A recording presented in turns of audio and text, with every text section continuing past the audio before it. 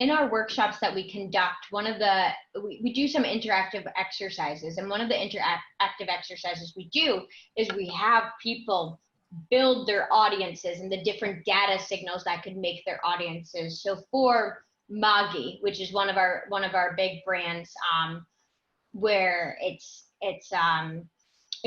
all about recipes. They're a recipe driven brand and all about recipes that can incorporate Maggi. People will build these different audiences, and they can be people who looked at savory recipes on recipe sites, people who, just moms, or students, which are really these cohorts that you can know from lots of different means based on what sites people are on, what videos people are watching. And I think it requires us to get a little creative to make sure that we really are being relevant to the people that we are reaching. There's a lot of statistics out there that say people do want to receive relevant ads. A lot of statistics across the board. Let me hop in there, because now I get to do lightning round for 10 minutes. All right. So then Reese, like Rachel builds these amazing audiences and has her cohorts and things, and then you and your team have to go out and plan and target them. And sometimes you are fortunate enough to have, identity connected solutions, and that's great. The rest of the time though, you're really into third-party data, right? That stuff's been sort of the crutch of programmatic for a very long time, but that's gonna go away. How are planning teams changing in the face of like third-party data is either minuscule from scale, as we saw Joe pointing to, it's always been inaccurate, so we can't use that as a current excuse. And considerable limitation of reach. So what's changing in the planning world? I think it's really, and again, this piggyback off of what Rachel said, but it's really understanding what the triggers are, and how to best find out, through what we know as like these creative planners in the digital landscape. How do we identify our target consumer by the triggers that they're providing through their behaviors? So obviously, like who's cooking, most likely it's a mom or a student, or maybe putting context around that. If it's like around Mother's Day, maybe it's dad who's actually doing the cooking.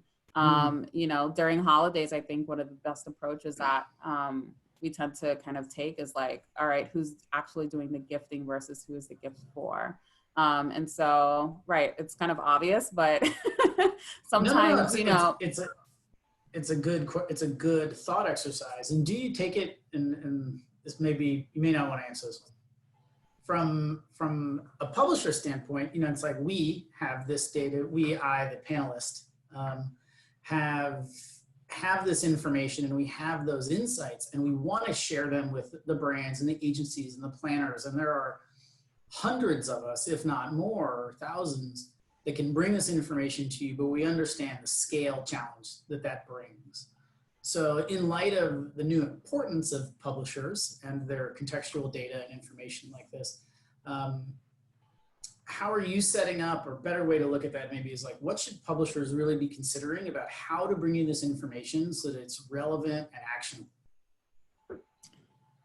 I mean, it really does depend on really what the initiative and what the objectives are. I think one thing it does is kind of challenge us not to just like click a button and say, I already know this person, I have a cookie on them, I'm gonna use it, I'll build a lookalike model and that's it, and like ramp it up from there. I think we're gonna be challenged as advertisers and as planners to really think outside the box. I've been really surprised in a bad way, I guess, the lack of questions, outreach, just general like sort of partnership building that we're getting, that we're the lack of that from the client side. To be direct about it, I think the previous panel was really great, and both those agency and client are very forward thinking. But we're doing a lot of the pushing out of like, this is coming, everything you're doing today is going to go away. And it's not and a lot of the responses we're getting are, yes, we know, totally get it, but it's still like pretty far away. And that's the wrong answer. To how to shift this significant of a piece of this industry over the course of 2 years. And that's like 2 years from when, Google made everyone pay attention, even though it was all happening anyway. Like we knew it was coming way before that. That's why the sort of publishers here and a handful of others too had been building solutions for the last handful of years. But we've got to get going now.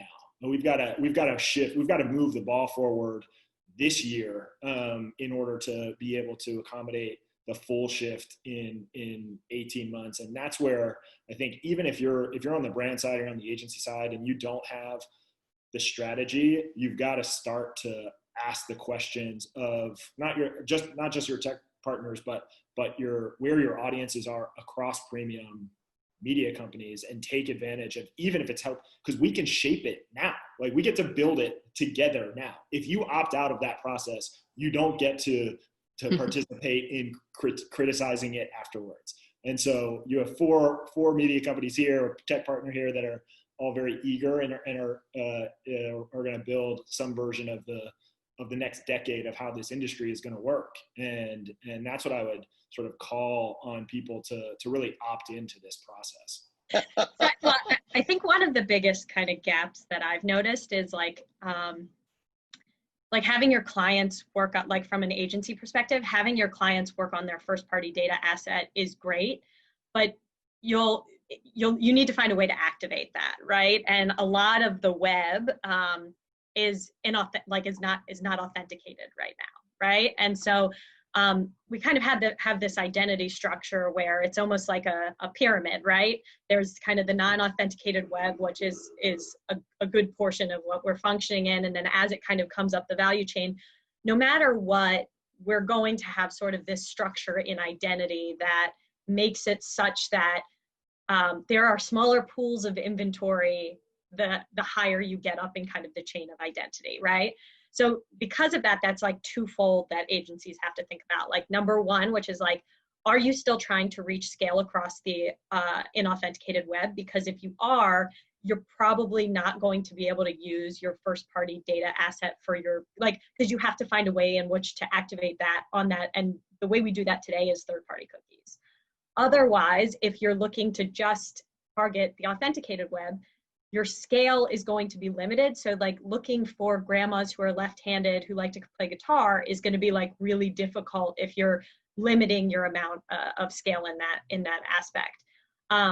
So I mean, having like from like a agency perspective and from your client's first party data asset, like yes, that'll work with probably the authenticated web, and that'll work with platforms, a lot of the platforms that have logins, but you will not be able to use that at scale.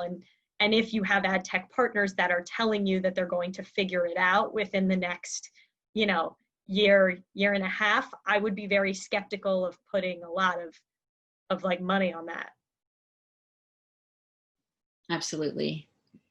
Yeah, and that goes to the, oh, sorry, go ahead, Allison. No, go ahead, Chip. I was just going to say that goes to what we were talking about, in prep, which is the ecosystem itself has relied on, right, the vendor community kind of solving this, right, in terms of the, plugging the gaps. It's like, okay, great, transactional identity, the tech metal will figure it out, and then we'll just be able to benefit from it. But I think this is one, I think the gap here is, just continuing Steph's point, is that the middle isn't going to figure it out. This is actually up to the two sides, to the two ends. It's up to publishers, and it's up to the folks who need that audience, specifically to figure out how to resolve. And therefore, the sooner that folks understand that if you don't have a first party relationship with a consumer, you're going to need to build a first party relationship with someone who does, right? A very strong partnership. Because, if you haven't started your data strategy until now, sorry. That's gonna be a little bit of an issue. So I think the fact that the gap is there's still this reliance on the ad tech middle, and there's nothing wrong with, there's obviously, having worked there, the ad tech middle is great. I just think that it's no longer just on them, right? It's actually on the entire industry. And so I think from a working together standpoint, but I also think that the big gap for us is this expectation of third party, as Steph said, because there's some sort of standardization there, right? There's at least everyone knows what they're getting. And in the new world, if you're using first party data, it's the consistency of the definition, right? I think in the last one they were talking about, Rachel, I think actually Joe was talking about the IAB data label.